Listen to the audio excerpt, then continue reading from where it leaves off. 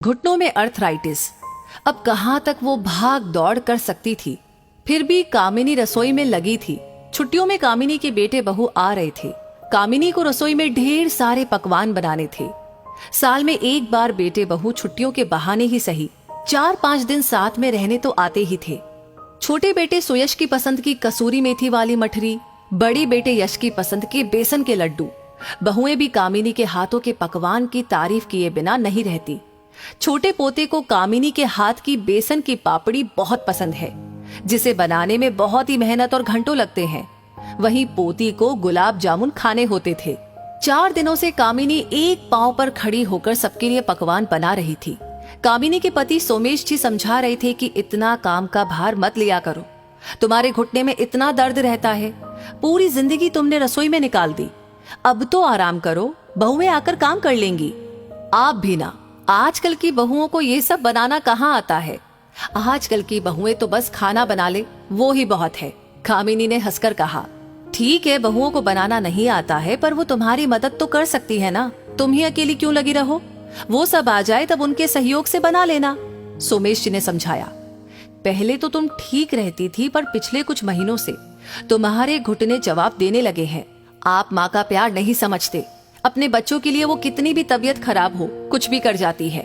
जब बच्चे उसके हाथ के बने पकवान खाते हैं तो माँ को असीम सुख मिलता है, और साथ में ये घुटने का दर्द भी मिलता है। इतनी देर खड़ी होकर रसोई में काम करोगी तो दर्द ही होगा। तुम्हारे दवाई लेने का टाइम हो गया है।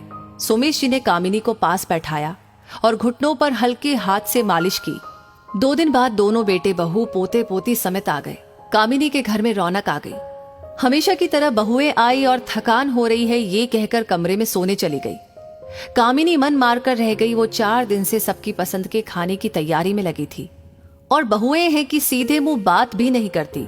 झाड़ू पोछा बर्तन करने के लिए बाई आती है, पर रसोई कामिनी खुद ही बनाती है। 2 लोगों के लिए खाना बनाना जैसे तैसे हो जाता है, पर 8 लोगों के लिए खाना बनाना इस उम्र में भारी पड़ता है। अकेले कामिनी ने रात के खाने की तैयारी की। सबकी पसंद की आलू की सब्जी, मिक्स वेज, सलाद, खीर और गर्मा गर्म चपाती बनाकर दी। बहुएं अपने अपने कमरों से आई और तारीफें की जा रही थी। आज कामिनी को ये सारी तारीफें चुभ रही थी। घुटने के दर्द से ज्यादा मन में दर्द हो रहा था।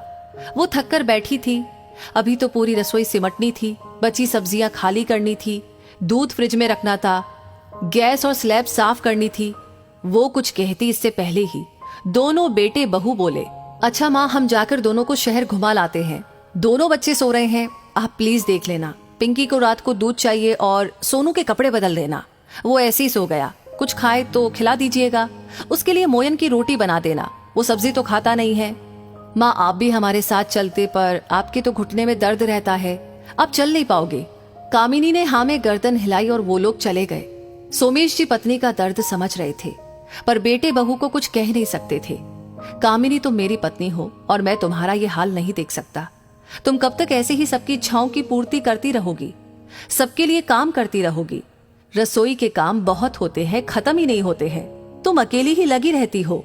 3 दिनों से देख रहा हूँ, अकेले ही कॉफी, दूध, नाश्ता, खाना सब तुम बना रही हो। बहुओं के सामने मुझसे भी मदद नहीं लेती, ऐसा कब तक चलेगा। इन तारीफों से घुटने का दर्द नहीं जाएगा। इतने लंबे समय तक रसोई में खड़ी रहती हो, पैर कितना वजन सह पाएंगे। हाँ जी, आप ठीक कहते हो। बहुएं रसोई बना नहीं सकती तो क्या हुआ, समेट तो सकती थी, फ्रिज में सामान तो रख सकती है। दोनों वर्किंग है तो क्या हुआ, अपने घर में भी तो काम करती है, पर यहाँ आकर मेहमान बन जाती है।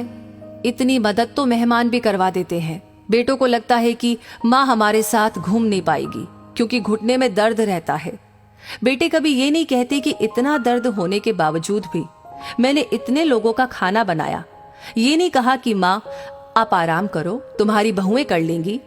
कामिनी सुबकते हुए बोली, हाँ कामिनी, वो गलत है ही, पर तुम्हें एक बात समझा रहा हूँ, अपना ख्याल खुद रखोगी तो दूसरा भी रखेगा।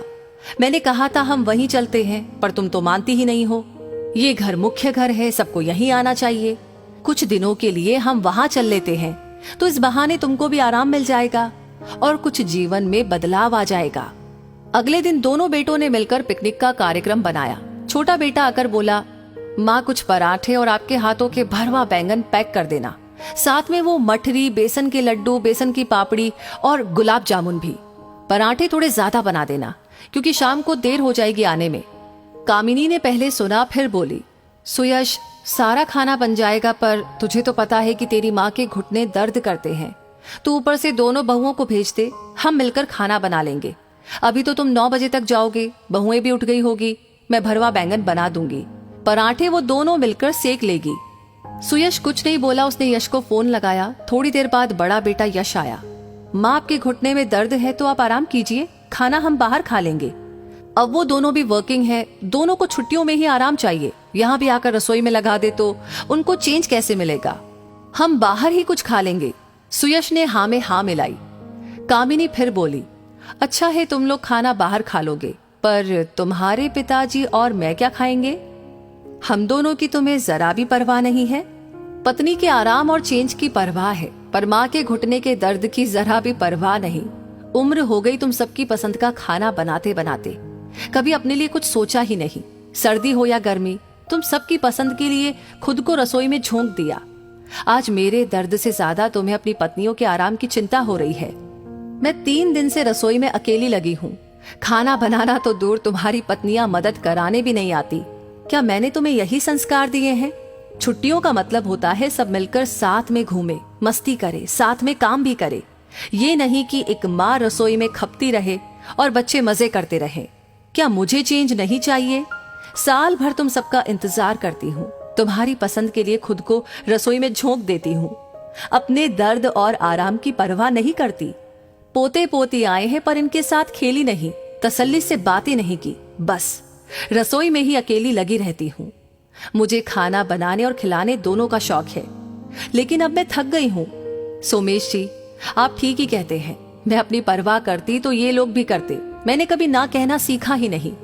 सबकी इच्छाओं और खुशियों के लिए लगी रही, सबको खुश करने के चक्कर में अपने मन को, अपनी इच्छाओं को मारती रही। तुम दोनों ने एक बार भी नहीं कहा कि माँ, पिताजी आप भी घूमने चलिए, हमारे साथ पिकनिक पर चलिए।